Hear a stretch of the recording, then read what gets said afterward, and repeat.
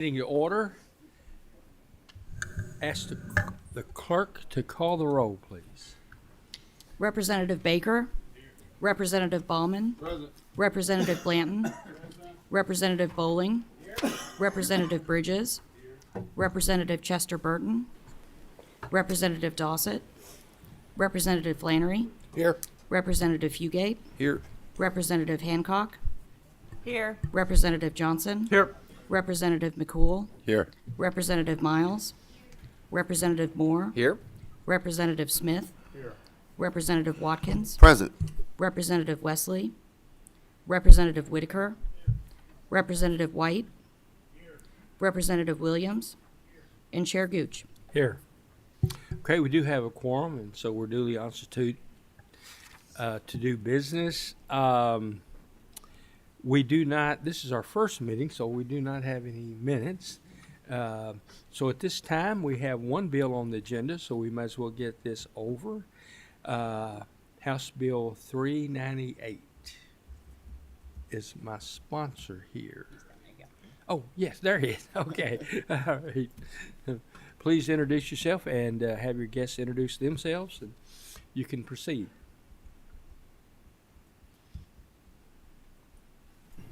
Good morning, Mr. Chairman, members of the committee.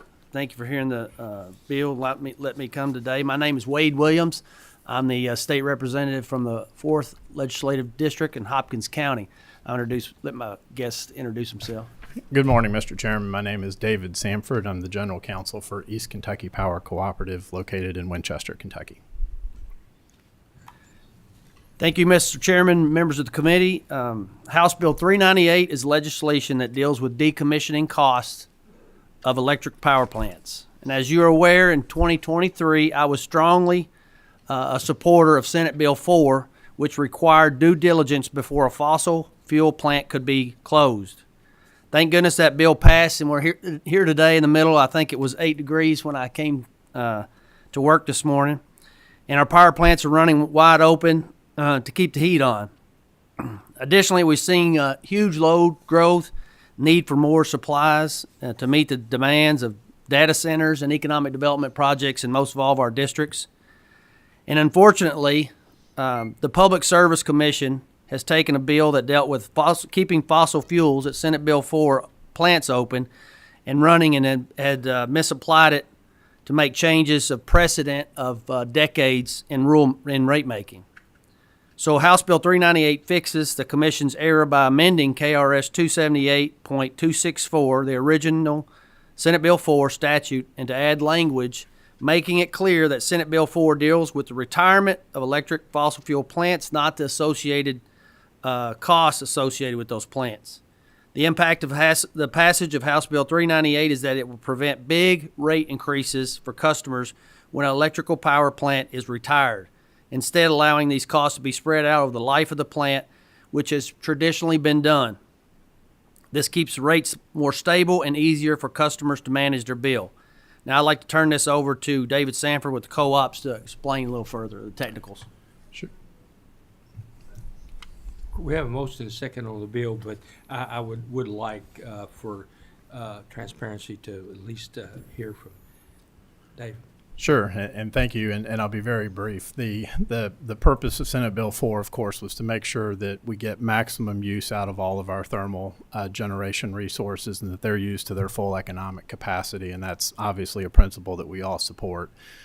When you do that, what you do is you minimize stranded cost in a historical context, because the costs that you eventually have in decommissioning the unit have been recovered over the full life of that unit's time to run, and so you don't have stranded costs. You don't have a big sticker shock when the rates go up at the end of that.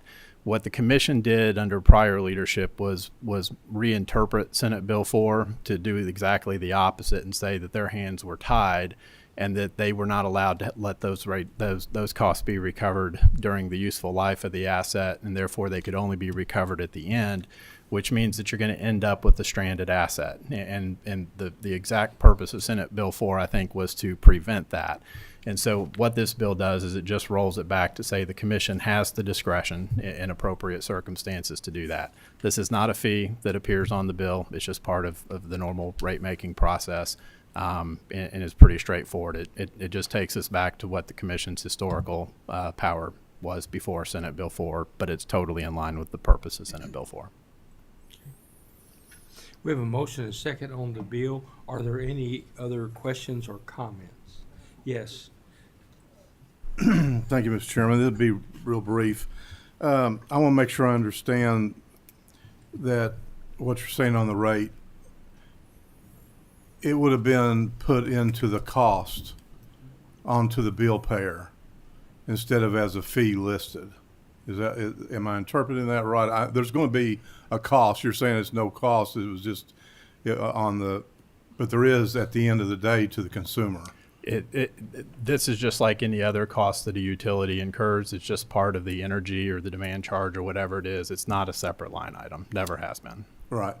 Can I have a follow-up real quick? Sure. Mr. Chairman. I'm just asking you a question. You might be able to answer for me. I had a hard time getting an answer. Last year, during the February month, I believe it was, close to this time of year, we were going through another cold spell. And there was a fee that was added to the bills. And I questioned it, and they said it was one that was allowed, and they done it like a one-time hit. Are you familiar with that service type of a fee and they said it had to do with maybe recommissioning or the cost of maintenance or something. Are you familiar with that fee that my customers were hit? I'm not familiar with that. I don't think that was a fee that was on East Kentucky or any of our owner members. I would remember Well, that. I'm so. RACC. I'm Cumberland Valley RACC, and it was Okay. on our bills. I've tried to, and I appreciate your candor. I was just hoping somebody could say, how that, because that would have been a lot better if it had been spread out Yeah. instead of a one-time lump hit, because it was as much as $300 and $400 to some of my customers. Mine was maybe $160, I think, on my house bill. But the only reason I'm asking, I was just trying to get some information on that. But nothing. I thought since this was fee structured, that you may have an idea why it hit that way too. Yeah, I'm not familiar with it. Cumberland Valley is one of our owner members, Yeah. so let me dig into that, and we'll get back. Well, with they you. gave So, they explained it to me. There was something that was put on by the power plant for something to do with maintenance. But anyway, I appreciate it. I just thought maybe I might get the interpretation there. Thank you, Mr. Chairman. Okay. The maintenance that they have that's due to environmental regulations that they have to upgrade or whatever, they are allowed to pass those on. I'm not exactly sure that that's Yeah, what you're talking about. if it was an environmental expense, part of our compliance with federal environmental law, then that is a separate line item on the bill that's usually listed as environmental surcharge. And the reason that we do that separately is for customers to see exactly what the cost of federal regulation is. And we think it's important they understand that those are costs that are imposed on us by Washington. And the same would be true for fuel adjustment clauses as well, that if the fuel goes up, whatever they're purchasing, then they can pass that on as a fuel adjustment clause as Correct. well. Correct. So, okay. Representative Watkins? Thank you, Mr. Chair. Thank you, sponsor. And I have a couple, if I may, Mr. Chair, just from my understanding.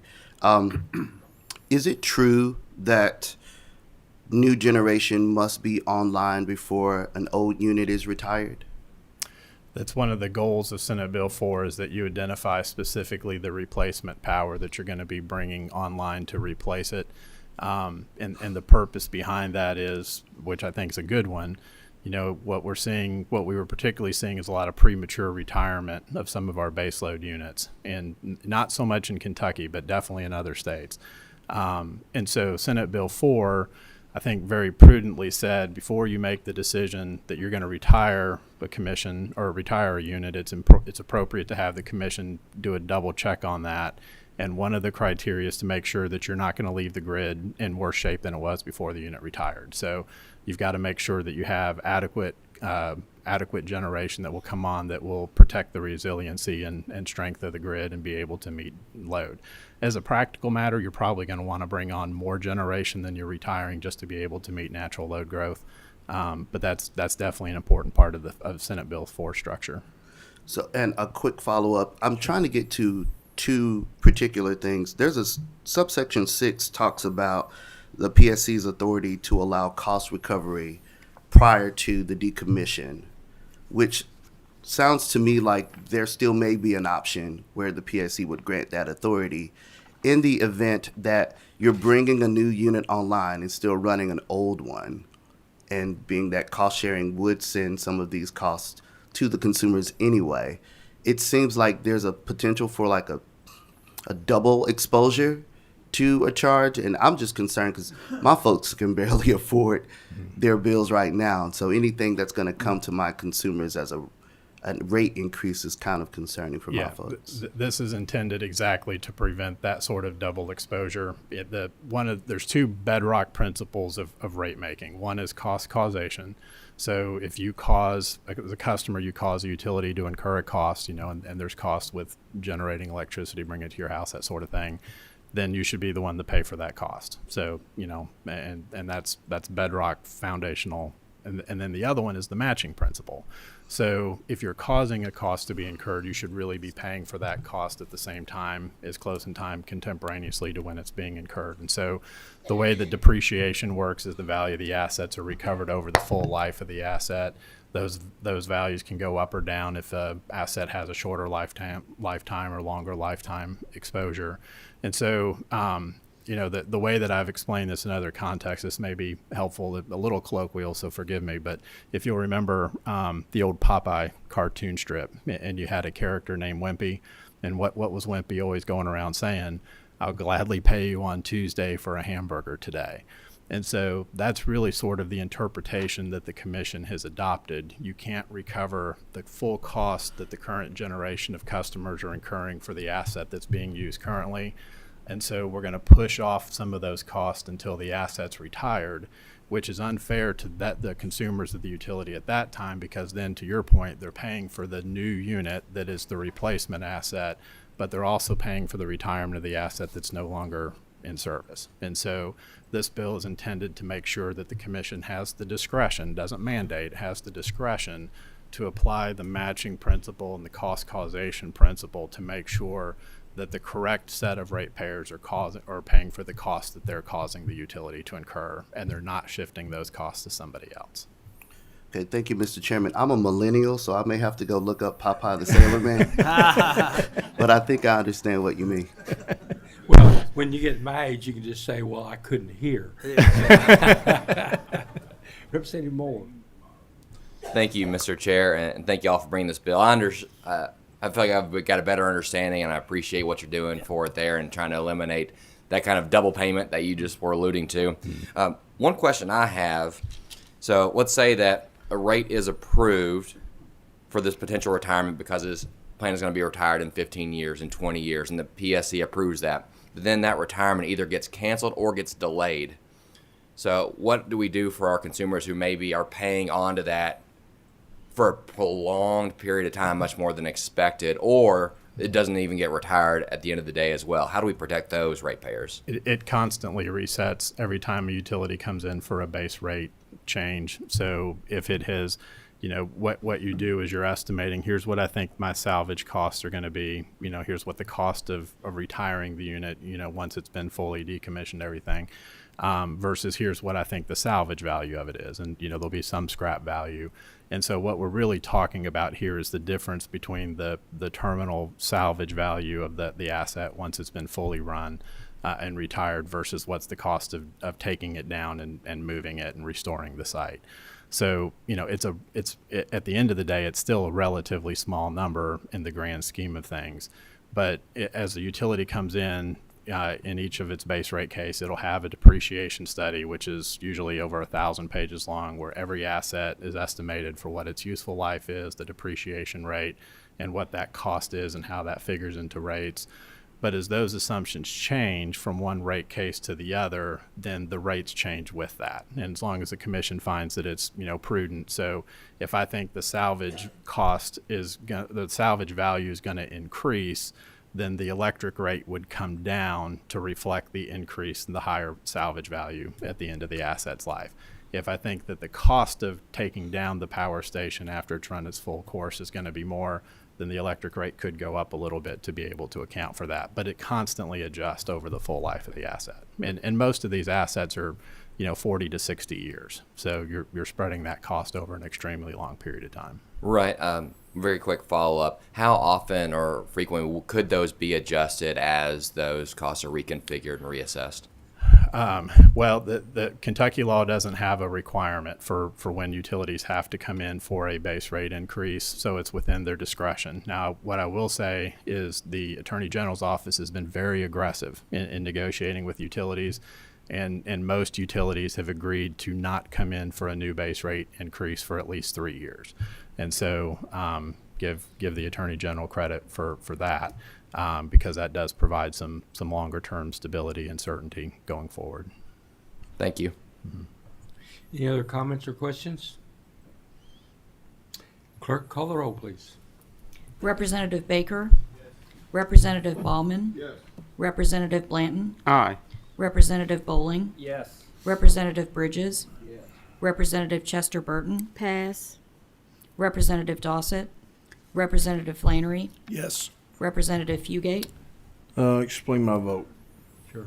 I'm gonna pass, Mr. Chairman, at this time, just because our situation in East Kentucky, Kentucky Power Company, American Electric Power, we were hit exactly with what you're saying.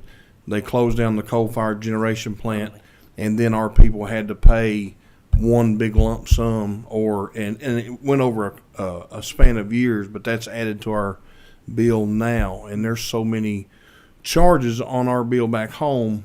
If my electric bill last month was $1,555, but with all the added charges, it was $2,600 in East Kentucky. So I'm gonna pass for now, and then I'm gonna do some more checking. I appreciate you, Representative Williams. Representative Hancock? Yes. Representative Johnson? Yes. Representative McCool? Yes. Representative Miles? Yes. Representative Moore? Yes. Representative Smith? Representative Watkins? No, may I briefly explain my pass? I'm sorry, excuse me. I just need a little bit more information on the long-term affordability of this move. I'm not quite convinced that it's going to get us there. Thanks. Representative Wesley? Representative Whitaker? Representative White? Representative Williams? Yes. And Chair Gooch? Yes. Bill does pass with favorable expression. The same should pass on the floor. And thank you for bringing this. Let me make a comment before. It's really not related to this, but we're seeing a lot of Kentuckians and a lot of people nationwide that are without power right now. Yeah. And we're seeing how detrimental that is, but most of it's because of the ice storm and not because of reliability issues or whatever. But we're seeing that maybe tomorrow, the rest of this week, probably we're going to have demand that could be as much as 2 gigawatts. And I'm not sure if that was just in one of our provider services or if that was nationwide. But we do know that we're not out of the woods as far as reliability is concerned, and the availability or dispatchability of getting the power from where it's made to where it is needed. And so with that, I do want us to think about the people and pray for the people that are without power, and it's kind of our job to try to make sure that what we've done over the past is we have actually decommissioned or taken offline a lot of gigawatts of thermal generation baseload power. And we've replaced that, unfortunately, with sources that aren't as efficient or not as reliable. And you know, it's something we have to watch to make sure that that doesn't happen to the citizens of Kentucky. And so I think that this bill goes a long way toward that, but that's not the only issue. Yeah. And so just wanted to mention the people who are without power. Thank you. Any other members have anything to come before the committee? Okay. Not.